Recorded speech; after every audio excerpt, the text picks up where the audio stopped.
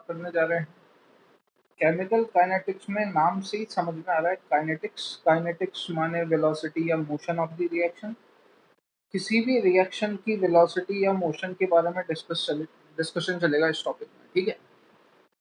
सबसे पहले chemical kinetics के बारे में अगर मुझे लिखना हो या केमिकल काइनेटिक्स के बारे में आपको इस चैप्टर के अंदर जानना हो क्या है, तो उसमें एक टर्म से आपको फेमिलियर होना पड़ेगा, दैट इज रेट। अब बात आ जाती है रेट क्या होती है।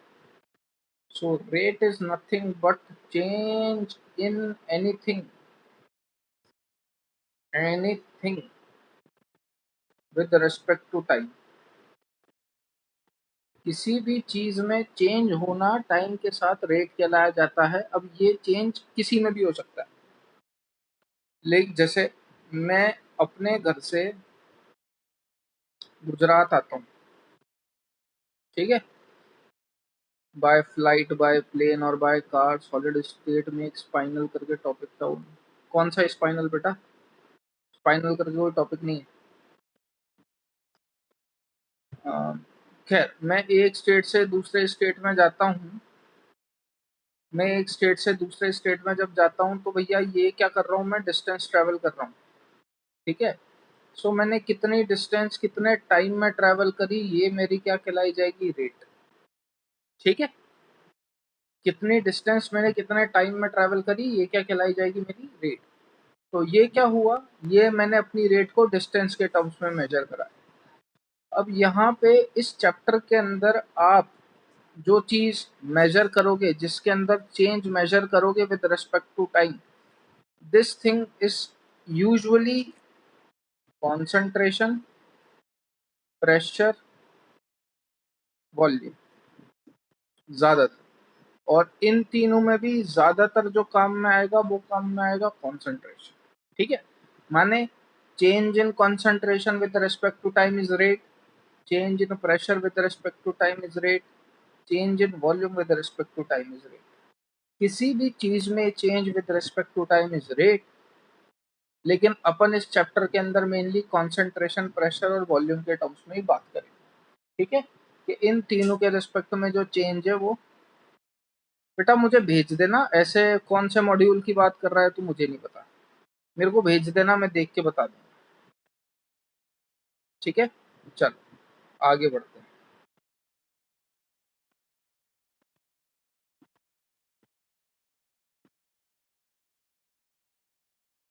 कौन सा मॉड्यूल फॉलो कर रहा है घर, कौन से इंस्टीट्यूट का?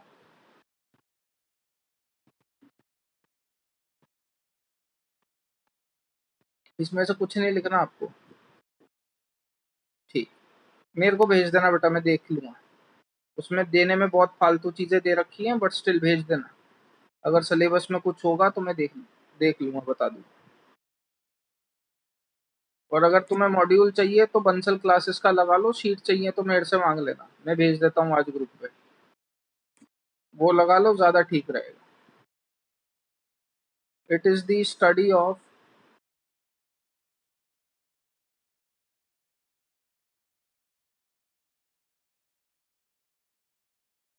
The rate of the reaction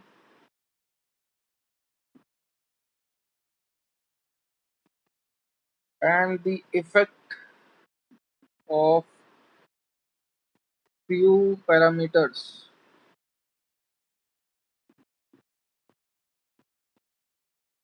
like temperature, pressure, concentration, volume, etc. on the rate of the reaction,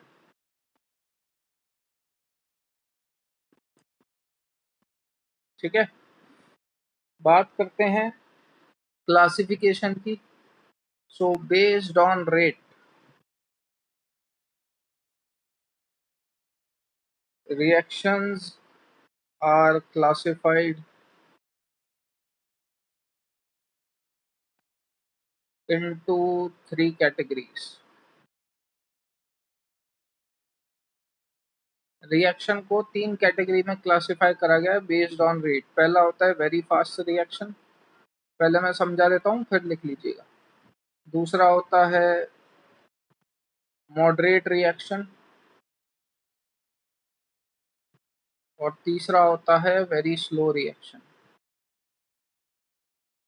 ठीक है, तो जैसा कि मैंने बोला, change in anything with respect to time is rate. अब उस चेंज को या उस रेट को तीन कैटेगरी में क्लासिफाई करा गया है, very fast, moderate, very slow. मतलब जो चेंज है वो बहुत तेजी से हो जाए, जो चेंज है वो ठीक ठाक स्पीड में हो, या जो चेंज है वो बहुत ही स्लो हो, यानी कि बहुत ही कम स्पीड से हो। वेरी फास्ट चेंज अपनी औकात ही नहीं है कि अपन मेजर कर पाए। कहने का मतलब, रिएक्शन इतनी फास्ट हो गई कि अपने को पता ही नहीं चला। जब पता ही नहीं चला, रिएक्शन इतनी तेज हो गई, तो उसकी रेट या उसके अंदर change with respect to time आप मेजर ही नहीं कर पाओगे। वेरी स्लो रिएक्शन इतनी धीरे होती है कि अपने पास इतना टाइम नहीं है कि मैं उसको मेजर करने बैठूं। समझ में आया? वेरी फास्ट रिएक्शन इतनी तेज होती है कि अपनी हैसियत ही नहीं है कि उसे मेजर कर लें। वेरी स्लो रिएक्शन इतनी धीरे होती है कि अपने पास टाइम ही नहीं है उसको मेजर कर ले। तो ले दे के अपन पढ़ते क्या है? मॉडरेट। सिर्फ मुझे मॉडरेट से डील करना है। समझ में आया यहाँ तक? किसी चीज में कोई डाउट हो तो पूछ लो। अभी बता देता हूँ, इस चैप्टर के अंदर अगर देखो, आप लोगों ने आईयूपीएसी नॉमेनक्लेचर पढ़ा है। आईयूपीएसी नॉमेनक्लेचर कोई क्या बोले टफ चीज नहीं है, लेकिन उसके अंदर एक बेसिक चीज आपको फॉलो करनी होती है, और वो बेसिक चीज क्या है कि अपने को रूल्स पता होने चाहिए। Longest chain, double bond, triple bond आने चाहिए चेन के अंदर। ब्रांचिंग, ब्रांचिंग की जो नंबर होनी चाहिए वो लीस्ट नंबर होना चाहिए। ये कुछ एक रूल्स हैं, वो सारे रूल्स आपको ध्यान होने चाहिए। अगर इसमें से एक भी रूल मिस हो जाता है आपसे, तो खेल खत्म हो जाता है आईयूपीसी में। सीधे सीधे जीरो, नेगेटिव में नंबर जाता है। सेम केमिकल काइनेटिक्स में होता है। केमिकल काइनेटिक्स के सवाल बहुत तुच्छ श्रेणी के होते हैं, बिल्कुल घटिया, लेकिन वो घुमाता है आपको वर्डिंग्स में। इसमें छोटी छोटी चीजों का बहुत ज्यादा इम्पैक्ट है। मैं आपसे रेट बोल रहा हूँ और मैं आपसे स्पेसिफिक रेट बोल रहा हूँ, इसमें जमीन आसमान का अंतर हो जाएगा। रेट और स्पेसिफिक रेट में जमीन आसमान का अंतर हो जाएगा। आपको बिल्कुल टू द पॉइंट डिसाइड करते हुए चलना है। क्या पूछा है, क्या दे रखा है, क्या निकालना है, बात खत्म। अगर इतना आपने डिकोड कर दिया तो ये सवाल इस चैप्टर के बहुत आसानी से बनते हैं। ठीक है? खैर, तो बेस्ड ऑन रेट, तो जो बोलूं उसको बिल्कुल ध्यान से सुनना, और कोई चीज से आप संतुष्ट नहीं हो पा रहे हो तो पूछ लीजिएगा। ठीक है? मेरा काम है आपको सेटिस्फाई करना, वो मैं कर दूंगा। लेकिन अगर कुछ समझ में नहीं आ रहा हो या कुछ रिपीट करवाना हो तो पूछ लेना।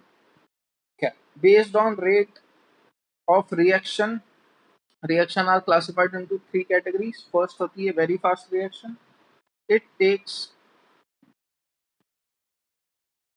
Fraction of second to be completed.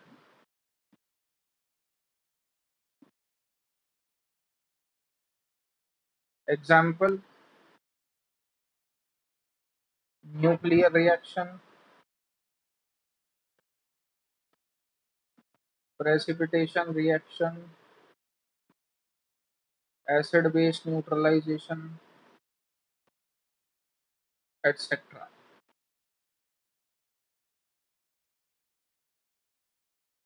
ये जितनी भी रिएक्शंस होती हैं, they all are the examples of very fast. मतलब न्यूक्लियर रिएक्शंस भी बहुत तेजी से होती हैं भैया। प्रेसिपिटेशन रिएक्शंस आप आयनिक इक्विलिब्रियम में पढ़ चुके हो, बहुत तेजी से होती है, nearly irreversible. Acid base neutralisation, nearly irreversible. ये सारे वेरी फास्ट रिएक्शन के एग्जांपल्स हैं। एग्जाम्पल के नाम पे अगर मुझे लिखना हो तो एक एग्जाम्पल लिख देता हूँ प्रेसिपिटेशन रिएक्शन का। ये BaSO4 की रिएक्शन, जब आप, सॉरी ये नहीं, BaNO3 के होल ट्वाइस की रिएक्शन जब आप Na2SO4 से करवाते हैं तो वो प्रेसिपिटेट बनाता है BaSO4 प्लस NaNO3। ये प्रेसिपिटेशन रिएक्शन का एग्जाम्पल है। मतलब आप Na2SO4 की रिएक्शन करवाओ BaNO3 से, खटाक से BaSO4 की प्रेसिपिटेट फॉर्म होती है, आपको पता भी नहीं चलेगा इतनी जल्दी। अगर आपको एसिड बेस न्यूट्रलाइजेशन रिएक्शन का एग्जांपल लिखना है तो NaOH पढ़ते हुए आए plus HCl gives NaCl plus H2। React करवाओ दोनों को, NaCl इतनी तेजी से फॉर्म होगा कि आप उसकी इवन रेट भी नहीं मेजर कर पाओगे। अगर आपको बात याद हो किसकी 11th की, तो केमिकल बॉन्डिंग में हमने पढ़ा था आयनिक बॉन्ड। आयनिक बॉन्ड में मैंने बोला था बेटा कि वो सिंपली ट्रांसफर ऑफ इलेक्ट्रॉन होता है। Ionic bond is not a bond, it is simply force of attraction between the ions. क्यों? क्योंकि ट्रांसफर ही इतना तेजी से हो गया कि अपनी हैसियत ही नहीं हुई बॉन्ड मेजर कर ले या वो इलेक्ट्रॉन का ट्रांसफर मेजर कर ले, इसलिए अपन Na और Cl के बीच में बॉन्ड नहीं दिखाते। 11th में बताया था मैंने, नोट डाउन कर लीजिए, डाउट हो तो पूछ लो। Second, very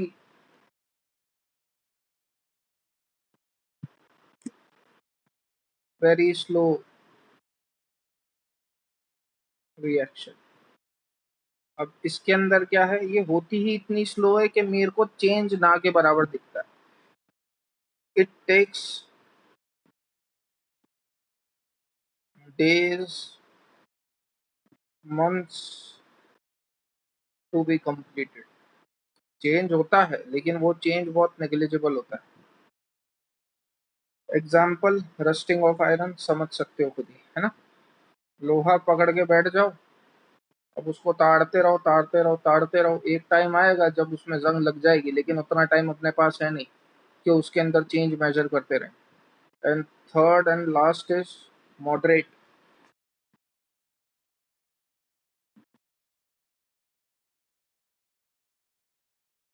it takes minutes comma hours to get completed. इसके अगर अपने को एग्जाम्पल लिखने, ये ध्यान रख लेना, क्या है कई बार उसकी सटक जाती है, तो वो हालांकि देख के मैं नहीं बता सकता कि भैया कौन सी फास्ट है, कौन सी इंटरमीडिएट है या कौन सी वेरी स्लो है, बट अगर उसका घूम गया तो हो सकता है वो पूछ ले। तो ये एग्जाम्पल्स नोट डाउन कर लीजिएगा मॉडरेट वाली के, क्योंकि अपने तो बस यही काम की है। तो PCl5 gives PCl3 plus Cl2. It is an example of moderate reaction.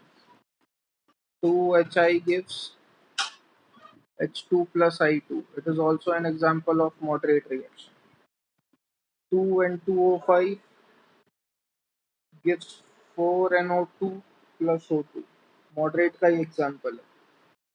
2H2O2 gives 2H2O plus O2। Moderate का ही example, ठीक है, नोट डाउन। आगे लिखने के नाम पे दो लाइन लिख लीजिएगा। We study the kinetics of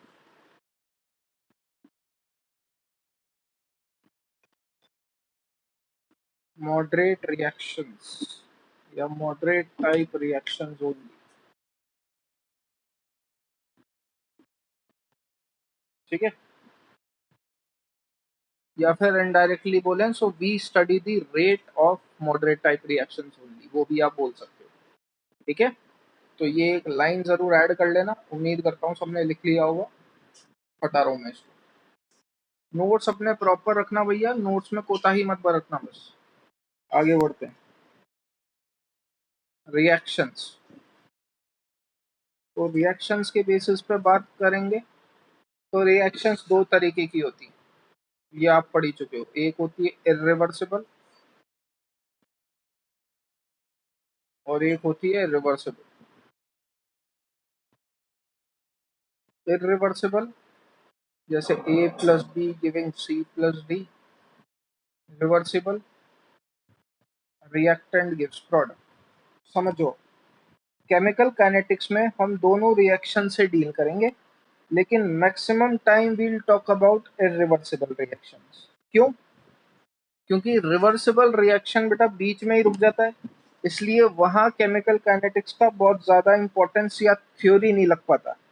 but we'll सी कि आप रिवर्सिबल में क्या क्या स्टडी कर सकते हो, क्या क्या फाइंड आउट कर सकते हो, वो हम देखेंगे। यूं मान के चल लेना कि रिवर्सिबल का सवाल अगर आएगा, मान के क्या चल लेना, श्योर हूँ रिवर्सिबल का सवाल अगर आएगा तो वो सिर्फ एडवांस में पूछा जाता है, नीट मेंस एम्स कहीं दूर दूर तक नहीं है। क्यों? क्योंकि इसके लिए केमिकल काइनेटिक्स की थ्योरी नहीं दी गई उतनी ज्यादा ब्रॉड पॉइंट ऑफ व्यू से।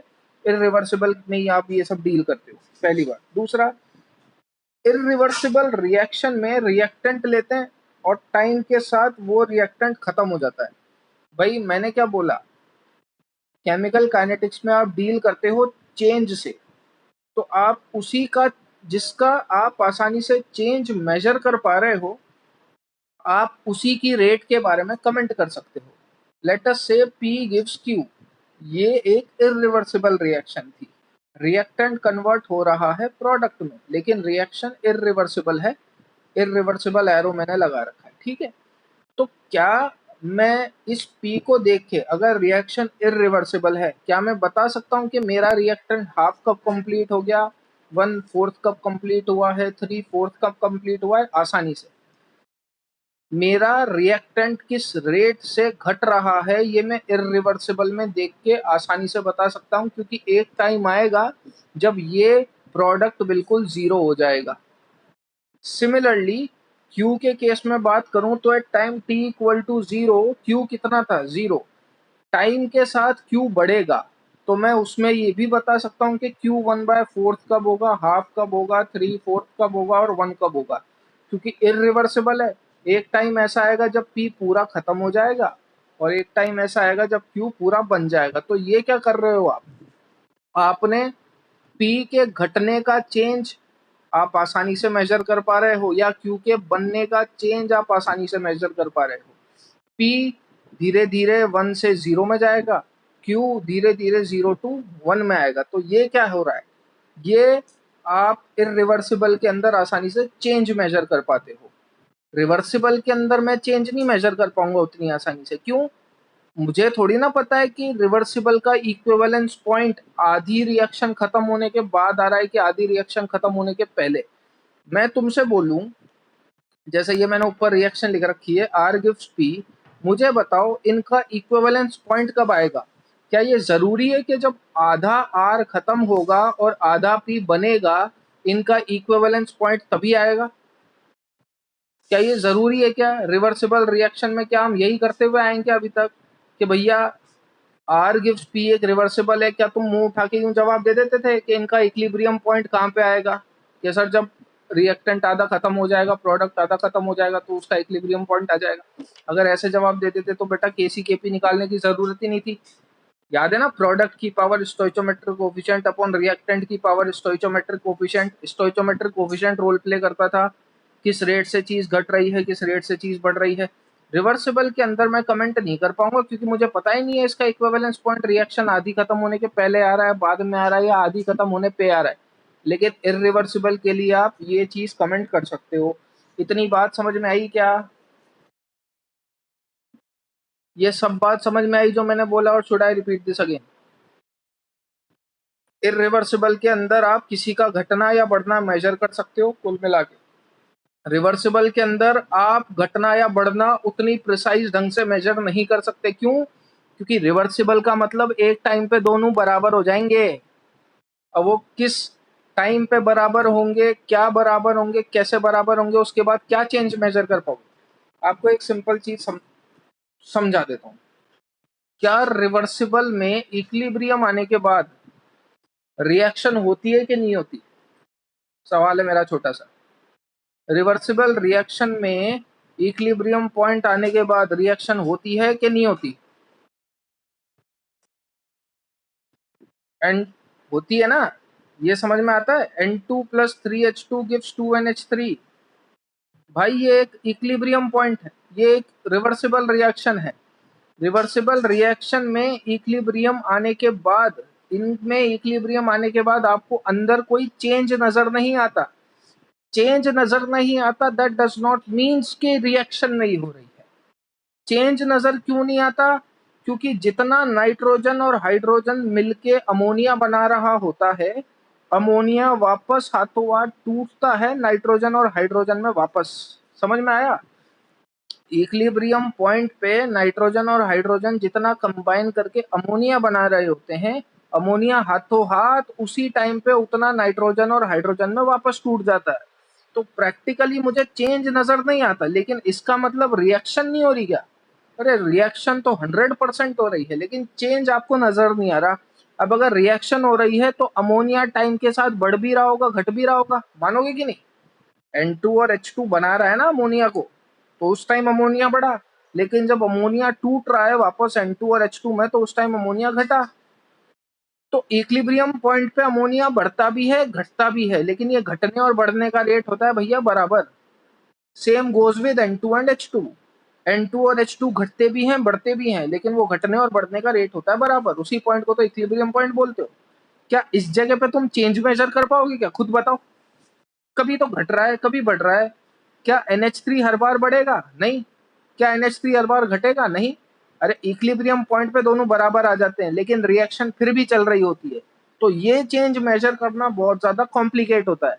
इसलिए केमिकल काइनेटिक्स की सारी बातें रिवर्सिबल में नहीं लगती, सिर्फ इरिवर्सिबल में लगती हैं। यहां तक बातों में कोई डाउट हो कैसा भी पूछ लो, फिर आगे बात करेंगे ये चीज। तो जैसा कि मैंने बोला कि रिएक्शन सिर्फ दो तरीके की होती हैं। एक होती है इरिवर्सिबल और दूसरी होती है रिवर्सिबल। इरिवर्सिबल माने A plus B give C plus D, और रिवर्सिबल माने R रिवर्सिबल P। ठीक है। In this chapter we will study majorly about irreversible, बस। ठीक है। ज्यादातर सर ये, हाँ बिल्कुल बिल्कुल बिल्कुल बिल्कुल दर्शनी जी, नोट डाउन करना है, ये अब करना है ना। हम इसमें सिर्फ इरिवर्सिबल के बारे में पढ़ेंगे, रिवर्सिबल के बारे में। 2 मिनट रुक जाइए, फिर बात करते हैं। मैं और लिख रहा हूँ, वो भी नोट डाउन कर लेना, या फिर चलो पहले कर लो फिर आगे बताऊंगा मैं। Based on mechanism, reaction are classified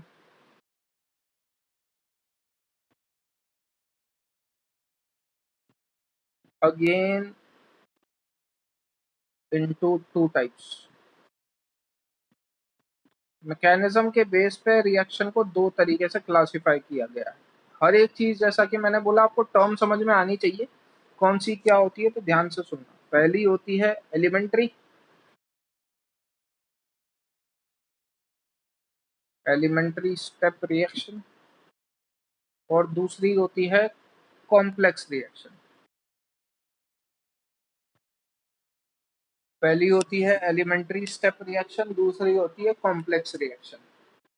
sir elementary step reaction क्या होती है और कॉम्प्लेक्स रिएक्शन क्या होती है आगे लिखवाऊंगा, बट सुन लीजिए। एलिमेंट्री स्टेप रिएक्शंस वो रिएक्शन होती है जो सिंगल स्टेप में कंप्लीट हो जाए। Elementary step reactions are those reactions which completed in single step. Complex reaction वो रिएक्शन होती है जिन्हें कंप्लीट होने के लिए एक से ज्यादा स्टेप की रिक्वायरमेंट हो। ठीक है, नोट डाउन कर लो, आगे आगे बढ़ा जाए। नेक्स्ट, एलिमेंट्री स्टेप रिएक्शन क्या होती है? तो जैसा कि मैंने बोला, वो रिएक्शन जो सिंगल स्टेप में कंप्लीट हो। Those reaction which gets completed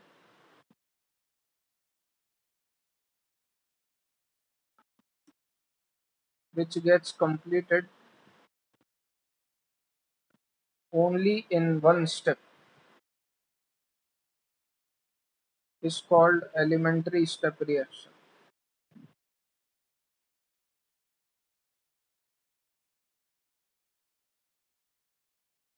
example लिख लीजिए इसके। PCl5 gives PCl3 plus Cl2। अब ये भी आपको ध्यान रखने हैं, वो 4 ऑप्शन देके पूछ लेगा कि भैया सिंगल स्टेप रिएक्शन कौन सी है या एलिमेंट्री स्टेप रिएक्शन कौन सी है। First example is PCl5 gives PCl3 plus Cl। Second, 2HI gives H2 plus I2। 2N2O5 gives 4NO2 plus O2, या NaOH plus HCl gives NaCl plus H2O। ये सारे single step के example है।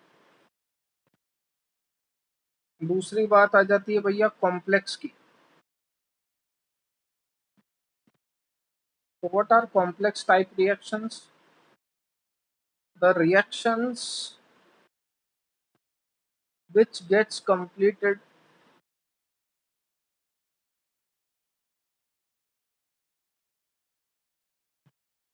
in more than one step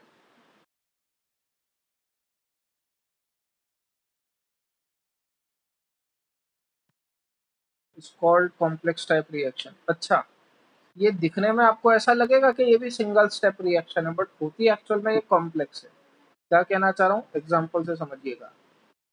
it's called complex reaction. Example, जैसे मैं आपके आगे reaction लिखूं, 2H2O2 gives H2O plus O2। अब ये दिखने में तो लग रहा है सिंगल स्टेप है, बट एक्चुअल में इट इज कॉम्प्लेक्स। कैसे बताएंगे, पहले इतना नोट डाउन कर लीजिए, आगे बढ़ते हैं। जैसा कि मैंने एग्जांपल लिखा था, H2O2 gives 2H2O plus O2, ये कॉम्प्लेक्स रिएक्शन है। ठीक है, क्यों? क्योंकि बेटा इस रिएक्शन को कंप्लीट होने में एक से ज्यादा स्टेप्स लगते हैं। अगर मैं इस रिएक्शन की मैकेनिज्म की बात करूं तो समझिएगा ये कैसे आया। सबसे पहले होता क्या है, H2O2 ब्रेक करता है H2O plus O में। ठीक है, और ये O यानी कि नेसेंट एटम ऑफ ऑक्सीजन एक और नेसेंट एटम ऑफ ऑक्सीजन से कंबाइन करके बनाता है O2। इस तरीके से ये ऊपर वाली रिएक्शन प्रोसीड होती है। H2O2 gives 2H2O plus O2। समझ में आया? हाँ, तो अब मैं बोलूं कि अगर इस रिएक्शन में कितनी स्टेप्स लग रही हैं, तो आप बोलोगे 2। हाँ जी, बिल्कुल बिल्कुल बिल्कुल, रिपीट कर देते हैं। H2O2 gives 2H2O plus O2, या 2H2O2 लिख लो, जो भी ये बैलेंस रिएक्शन है। 2H2O2 gives 2H2O plus O2, ये आपने कॉम्प्लेक्स रिएक्शन का एग्जांपल लिखा था। एक्चुअल में ये दिखने में सिंगल स्टेप है, बट एक्चुअल में ये कॉम्प्लेक्स है। कॉम्प्लेक्स रिएक्शंस क्या होती हैं? जो एक से ज्यादा स्टेप लेती हैं कंप्लीट होने में। होता क्या है, H2O2 ब्रेक करता है H2O plus O में। O stands for nascent atom of oxygen. ये नेसेंट एटम ऑफ ऑक्सीजन एक और नेसेंट एटम ऑफ ऑक्सीजन से कंबाइन करके बनाता है O2। तब जाके आपको ऊपर वाली रिएक्शन मिलती है। अब मैं अगर पूछूं क्या ये सिंगल स्टेप रिएक्शन है, क्या नहीं, इसमें तो 2 स्टेप लगी ना कंप्लीट होने में, या फिर एक से ज्यादा स्टेप लगी ना इसको कंप्लीट होने में। तो ये किस टाइप की रिएक्शन होगी? कॉम्प्लेक्स टाइप की रिएक्शन होगी। लेकिन हाँ, आप ये जरूर बोल सकते हो कि इस कॉम्प्लेक्स टाइप की ये 2 एलिमेंट्री स्टेप रिएक्शन है, क्योंकि ये वाली तो एक ही स्टेप में कंप्लीट हो रही है, सिमिलरली ये वाली भी एक ही स्टेप में कंप्लीट हो रही है। तो ये 2 इसकी एलिमेंट्री रिएक्शन है। तो इस कॉम्प्लेक्स की ये 2 एलिमेंट्री रिएक्शन है। समझ में आया?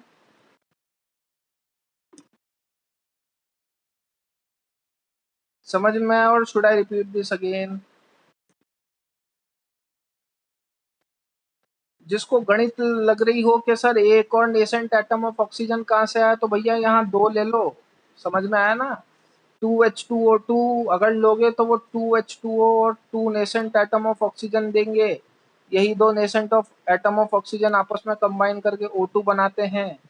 दोनों रिएक्शंस को कंबाइन करोगे तो ये देखो 2 नेसेंट एटम ऑफ ऑक्सीजन, इससे ये कैंसिल, रिजल्टेंट इक्वेशन ऊपर वाली आनी है। ठीक है, सिमिलरली, अरे बेटा बहुत सारे एग्जाम्पल हैं, एक और क्यों, ये ध्यान रखने हैं बच्चों, है ना? एग्जाम्पल बहुत करवाऊंगा, और जो करवाऊंगा अगर पूछेगा तो उसमें से ही पूछेगा। रिपीट कर रहा हूँ, आपसे इसके अलावा कोई और एग्जाम्पल नहीं पूछा जाएगा, याद भी नहीं रखना। 2O3 gives 3O2, formation of ozone. दिखने में ये भी सिंगल स्टेप रिएक्शन दिखती है, लेकिन ये एक्चुअल में कॉम्प्लेक्स है। इसके अंदर जो जो स्टेप्स इन्वॉल्व है वो क्या है, अगर मैं इसकी मैकेनिज्म को फॉलो करूं तो पहले O3 क्या होता है, टूटता है O2 प्लस O में।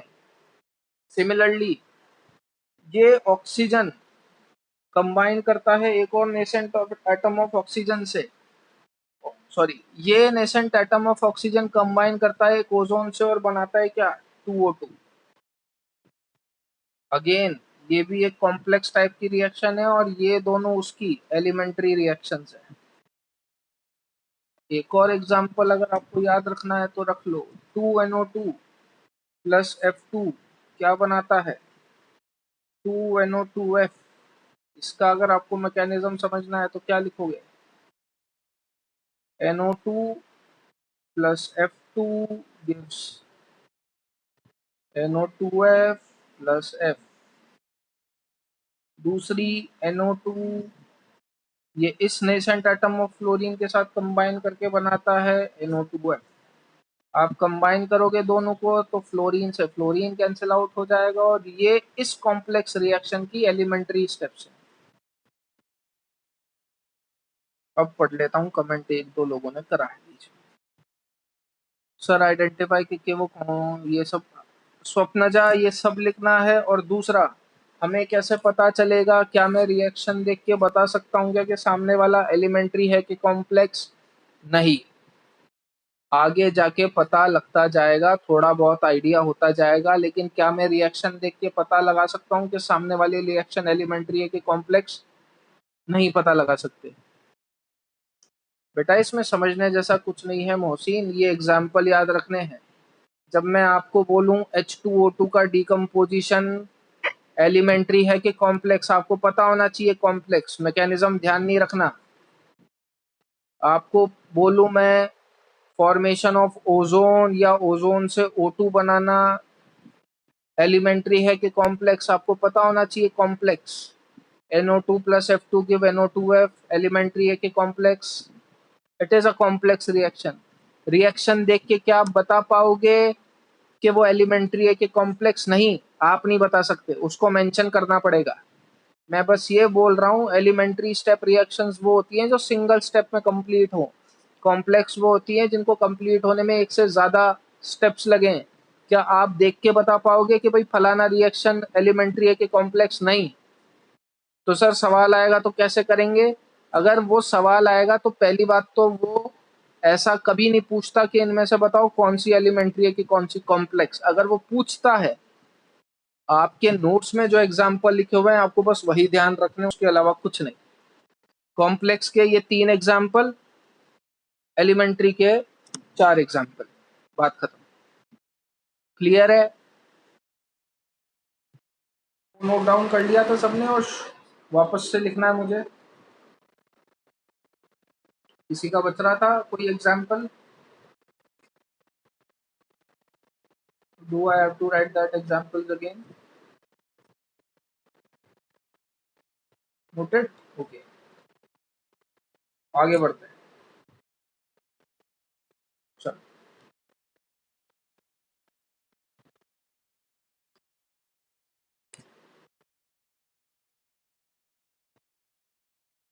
Next we'll talk about rate of reaction. तो भैया क्या कहना चाह रहा हूं मैं, elementary step reaction single step होती हैं, कॉम्प्लेक्स एक से ज्यादा स्टेप लेती हैं।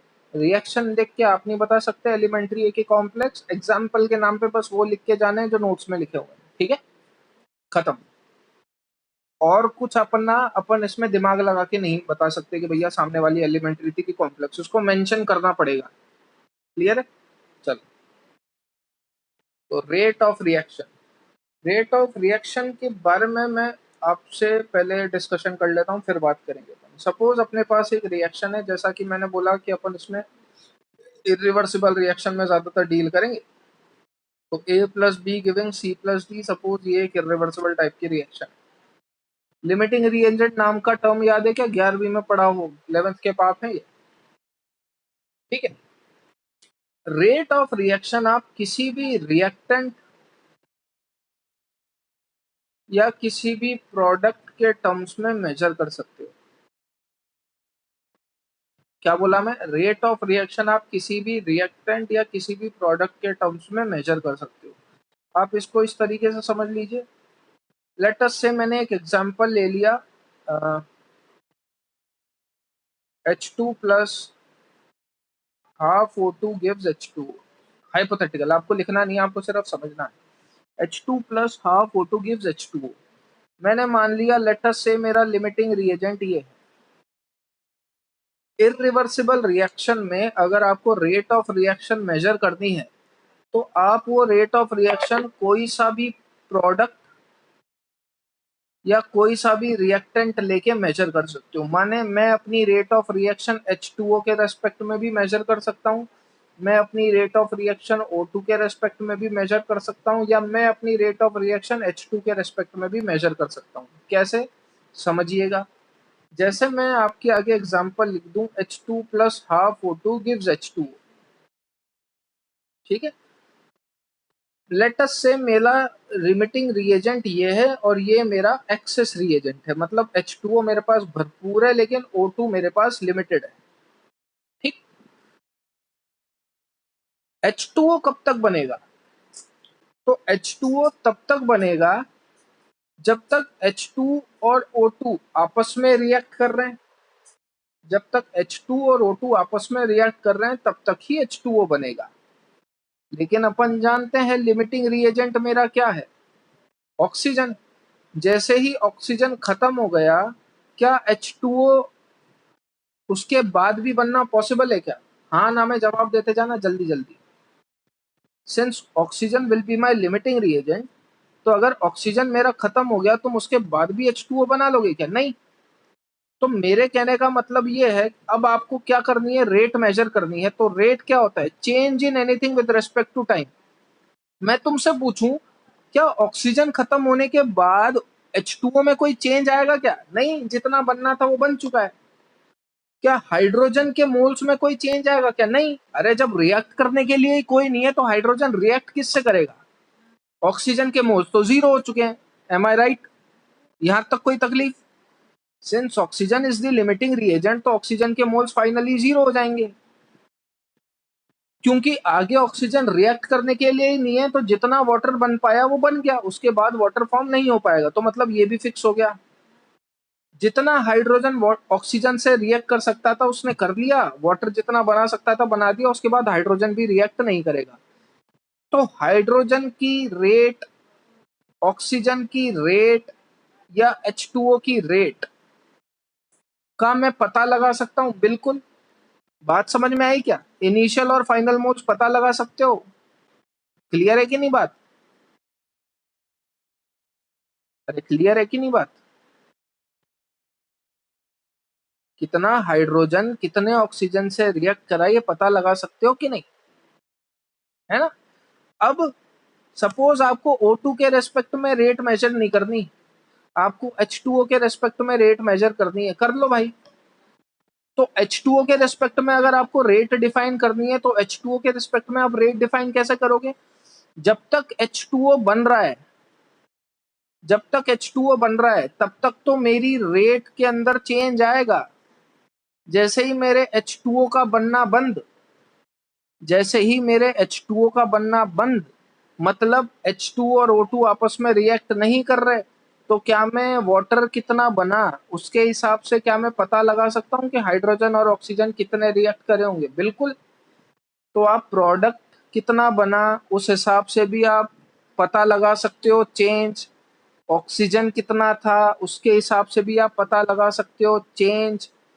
अगर आपको एक्सेस रिएजेंट के रेस्पेक्ट में मेजर करना है तो एक्सेस रिएजेंट के रेस्पेक्ट में कैसे मेजर करोगे भैया? एक्सेस रिएजेंट मतलब जो आपके पास ज्यादा क्वांटिटी में था। तो मैं इसके रेस्पेक्ट में क्या बोलूंगा? जितना एक्सेस रिएजेंट घटना था वो घट चुका है, अब जितना वो घटना था वो घट गया, अब उसकी घटने की टेंडेंसी बंद। घटने की टेंडेंसी बंद मतलब जितना रिएक्ट करना था वो कर गया, वो तो एक्सेस में लिया था। जो दूसरा लिमिटिंग में लिया था इनडायरेक्टली वो खत्म हो चुका है। तो H2 के रिस्पेक्ट में भी आपको रेट मेजर करनी है तो आप कर सकते हो। कहने का मेरा मतलब ये है चाहे रिएक्टेंट लो चाहे प्रोडक्ट, अगर आपको रेट या चेंज किसी के रेस्पेक्ट में मेजर करना है तो वो आप आसानी से मेजर कर सकते हो। Should I explain this again, yes और नो? दूसरा एग्जांपल से समझो भाई। ये दो लोग थे, ठीक है। ये गए एक गोलगप्पे वाले के पास। गोलगप्पे समझते हो, पानी पताशे गोलगप्पे, आपकी साइड में जो भी कहते हैं वो आप मान लो, ठीक है। ये दो लोग थे, let us say it is A, it is B.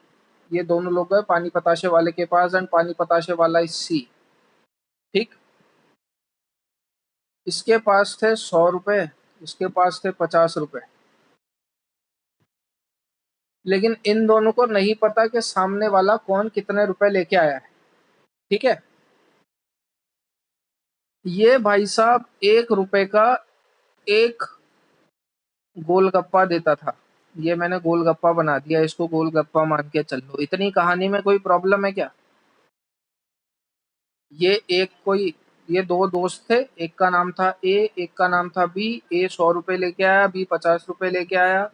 सी के पास गए, सी गोलगप्पे वाला था और वो 1 रुपए में एक गोलगप्पा देता था। ना ए को पता है ना बी को पता है कौन कितने रुपए लेके आया है, लेकिन इन दोनों ने ये बोल रखा है कि भैया अपन दोनों साथ में गोलगप्पे खाएंगे। और कब तक गोलगप्पे खाएंगे? जब तक किसी एक के पैसे खत्म नहीं हो जाते। जैसे ही किसी एक के पैसे खत्म हो गए, गोलगप्पे खाना बंद, ठीक है। Which was my limiting reagent, A और बी? ए मेरा लिमिटिंग रिएजेंट है कि बी मेरा लिमिटिंग रिएजेंट है? बी अपना लिमिटिंग रिएजेंट है बेटा। तो मुझे बताओ, गोलगप्पे कब तक चलेंगे? जब तक, क्योंकि बी वाले को एहसास हो जाएगा कि अरे 50 गोलगप्पे वो दे चुका है, तो बी तो हो गया जीरो। तो मेरी ये रिएक्शन कब तक चली? जब तक बी के पास पैसे थे, क्योंकि आपने बोला बी विल बी और लिमिटिंग रिएजेंट, तो मेरी रिएक्शन बी पे डिपेंडेंट है, हाँ कि ना? तो कहने का मतलब मैंने मेरी जो रेट या जो चेंज मेजर करा है बेटा, वो बी के रेस्पेक्ट में मेजर करा है। कैसे चेंज मेजर करोगे बताओ?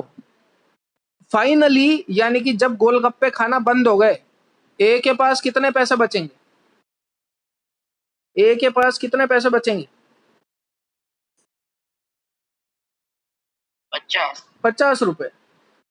ये गोलगप्पे वाले ने कितने कमाए? इसने भी 50 रुपए कमाए। अरे ये बात समझ में आती है ना? दोनों के बीच में लगी थी ना कि जैसे ही किसी एक के पैसे खत्म हो जाएंगे, जैसे ही किसी एक के पैसे खत्म हो जाएंगे। अरे मोहसिन अंसारी बेटा, 100 किसका आंसर है? जैसे ही किसी एक के पैसे खत्म हो जाएंगे, ये दोनों गोलगप्पे खाना बंद कर देंगे। तो बी के पैसे पहले खत्म हो गए, 50 रुपए लेके आया था, वो लिमिटिंग रिएजेंट था। तो ए के पास कितने रुपए बचे? 50 रुपए बचे। बी के पास कितने रुपए बचे? या छोड़ो, ए के पास कितने रुपए बचे? 50 रुपए बचे। सी के पास कितने रुपए आए? 50 रुपए आए, क्योंकि 50 रुपए के गोलगप्पे थे। इतनी बात समझ में आई सबको? ये बात क्लियर है? गणित पे मत जाना अभी, मेरी भावनाएं समझ लो कि सर जब 50 के 50 अगर बी ने दे दिए तो ए के पास तो 100 ही रुपए बचे ना। लो चलो 100 ले लो, ठीक है। 100 ले लो, ये बात समझ में आती है? 100 रुपए बचे इसके पास, ये बात समझ में आती है? इसने कितने कमाए? 50 रुपए इसने कमाए। इतनी बात क्लियर? चलो, अभी ये जो आपने ये सब मेजर करा, ये आपने बी के रेस्पेक्ट में मेजर करा, यानी कि आपने कोई एक रिएक्टेंट पकड़ लिया कि हाँ भाई रिएक्टेंट के रेस्पेक्ट में आपने रेट मेजर कर ली। बी जीरो, बी 50 से कहां पहुंच गया? जीरो में, तो ये इसकी रेट में चेंज हुआ। पानी पताशे वाला जिसके पास इनिशियली 0 रुपए थे, वो जीरो से कहां पहुंच गया? 50 में, तो ये इसकी रेट में चेंज मेजर हुआ, ठीक है। अभी ये मैंने किसी एक रिएक्टेंट के रेस्पेक्ट में चेंज मेजर करा है। लेट अस से मैं किसी प्रोडक्ट के रेस्पेक्ट में चेंज मेजर करना चाह रहा हूं, तो प्रोडक्ट के रेस्पेक्ट में चेंज मेजर कर लो। प्रोडक्ट के रेस्पेक्ट में मैंने क्या है, मैंने सपोज इसके रेस्पेक्ट में चेंज मेजर करना चाहा। अब आप इसके रेस्पेक्ट से सोचो, शुरू में इसके पास 0 रुपए थे, लेकिन जब इन दोनों में कंपटीशन लगा, शर्तें सारी वही हैं। इसके पास कंपटीशन खत्म होते ही 50 रुपए आ गए। मतलब इन दोनों के टोटल कितने पैसे खर्च हुए? इन दोनों के टोटल कितने पैसे खर्च हुए? अरे इन दोनों के टोटल कितने पैसे खर्च हुए? अभी आप गोलगप्पे वाले के रिस्पेक्ट में सोचो ना भाई, इनिशियली उसके पास 0 रुपए थे, जैसे ही उसने सबको गोलगप्पे खिलाए उसके पास 50 रुपए आ गए, तो इन दोनों के टोटल कितने पैसे खर्च हुए? 50 रुपए खर्च हुए ना। तो जब इसके, तो अब आप किसके रेस्पेक्ट में सोच रहे हो? इसके रेस्पेक्ट में अभी भी आप 0 से 50 पे ही आए। अब अगर इसके 50 रुपए खर्च हो गए तो वो 50 देगा कौन? बी देगा। तो अभी भी ये 50 से 0 पे ही आया, ये भी 0 से अभी भी 50 पे ही आया। क्या कोई फर्क पड़ा क्या रिजल्ट में? आप चाहे बी के रेस्पेक्ट में मेजर कर लो, बी 50 से 0 पे ही जा रहा है, या फिर आप प्रोडक्ट यानी कि गोलगप्पे वाले के रेस्पेक्ट में मेजर कर लो, गोलगप्पे वाला 0 से 50 पे ही आ रहा है। क्या रिजल्ट पे कोई फर्क पड़ रहा है? क्या चेंज पे कोई फर्क पड़ रहा है? नहीं। बी के पास 50 से 0 ही आ रहे हैं, गोलगप्पे वाले के पास 0 से 50 ही आ रहे हैं। क्या रिजल्ट पे कोई फर्क पड़ा क्या? क्या रिजल्ट पे कोई फर्क पड़ा क्या? बस। तो चाहे रिएक्टेंट के रिस्पेक्ट में रेट मेजर करें, चाहे प्रोडक्ट के रिस्पेक्ट में रेट मेजर करें, बात सेम है। क्लियर बात के बारे में? Rate of reaction.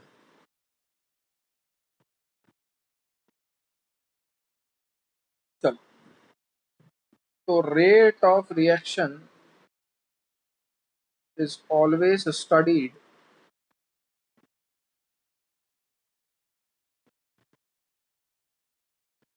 with respect to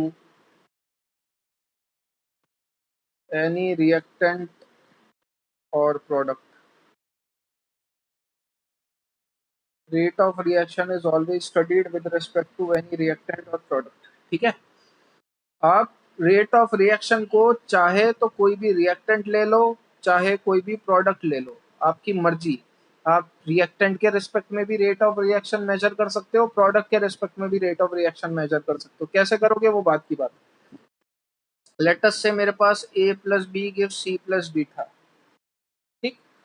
अब समझो, अगर हम सिर्फ ए को ही ऑब्जर्व करें तो क्या गलत है? लेट अस से ए मेरा लिमिटिंग रिएजेंट है। जैसे इससे पहले वाले एग्जांपल में वो गरीब वाला आपका लिमिटिंग रिएजेंट था। तो जैसे ही इसके मोल्स खत्म हो जाएंगे, क्या रिएक्शन बंद हो जाएगी? हाँ कि ना? जैसे ही ए मेरा खत्म हो जाएगा, क्या रिएक्शन बंद हो जाएगी? सी और डी बनना बंद हो जाएंगे? बिल्कुल बंद हो जाएंगे। ठीक है। अब आप चाहो तो प्रोडक्ट के रेस्पेक्ट में मेजर कर लो। मैं उल्टी बात करूं, जितना सी और डी बनने थे बन गए। सी और डी एक पर्टिकुलर क्वांटिटी के बाद नहीं बन रहे। इसका क्या मतलब है? कि ए और बी भी आपस में अब रिएक्ट नहीं कर रहे होंगे। क्या ये बोलना गलत होगा क्या? अरे मैं पहले ए के रिस्पेक्ट में मेजर कर रहा हूं, A will be my limiting reagent. जैसे ही ए रिएक्ट करना बंद कर गया, सी और डी भी उसके बाद नहीं बनेंगे। या फिर उल्टा बोल लो, जैसे ही सी और डी बनना रुक गया, जैसे ही सी और डी का बनना रुक गया, ए और बी आपस में रिएक्ट नहीं कर रहे होंगे, तभी तो रुक गया। क्या कुछ गलत करा मैंने?